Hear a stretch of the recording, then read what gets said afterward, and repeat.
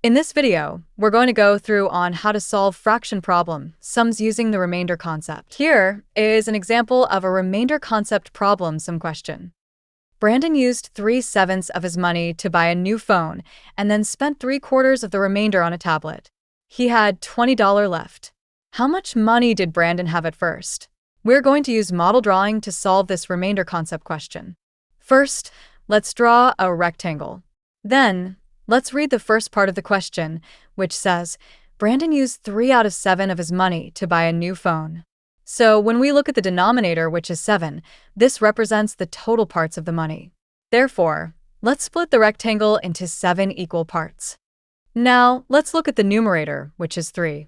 Since we used 3 parts of the money to buy the phone, we are going to shade 3 rectangles in blue to represent the amount of money to buy the phone. Once that's done, let's move on to the next part of the question, which says Brandon spent 3/4 of the remainder on the tablet. So which part of the model is the remainder?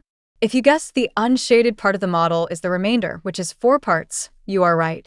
If we look at the denominator of how much is the remainder, it is 4, and that is the total number of the remainder parts. This is also the same as in our model. Therefore, we can look at the numerator, which is 3, and shade 3 parts of the remainder, as this is how much Brandon has spent on a tablet. Next part is that he had $20 left, so in this case the unshaded part is $20, and this is what he is left with. Now, can we find how much money did Brandon have at first? Yes, we can, because in the model the $20 is 1 unit, and the total number of units are 7 units.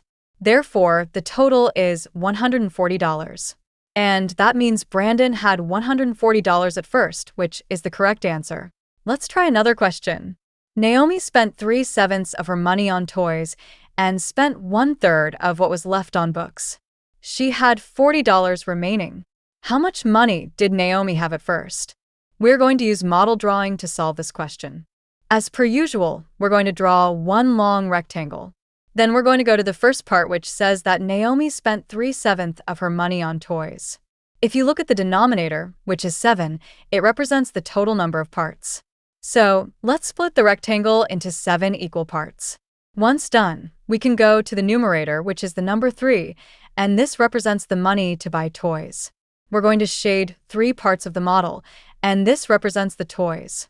Now, the next part is Naomi also spends 1/3 of what was left on the books. So, which part is left? I'm not trying to trick you, but if you said that the unshaded part is what is left, then you are right. So, if you were to count the number of parts left, it is 4 parts. Next, the question says 1/3 of what's left is to buy the books. So, if you look at the denominator, 3, it represents the total number of the left parts. However, the denominator 3 is not the same as what the model represents, what is left, which is in 4 parts. You might be panicking, and then there are 2 options that you can do. You can give up, or you can figure it out. I know that you are someone who is not going to give up. So, let's move on to the next step. Since the model part that represents left is not the same number as the denominator 3, what we can do is actually draw a model that has the same width as the first model and draw 3 equal parts. From here, we can move on to the numerator, which is number 1, the number of parts from what's left to buy the books. We're going to shade 1 part in the bottom or second model as such, and this will represent the books that we buy. Lastly, in the question, it says that she had $40 remaining. So, where do we put the $40? If you were to say to put the $40 on the 2 unshaded parts in the bottom or the second model, then you're right. That means 2 out of 3 of what is left is $40 and 1/3 of what is left is $20.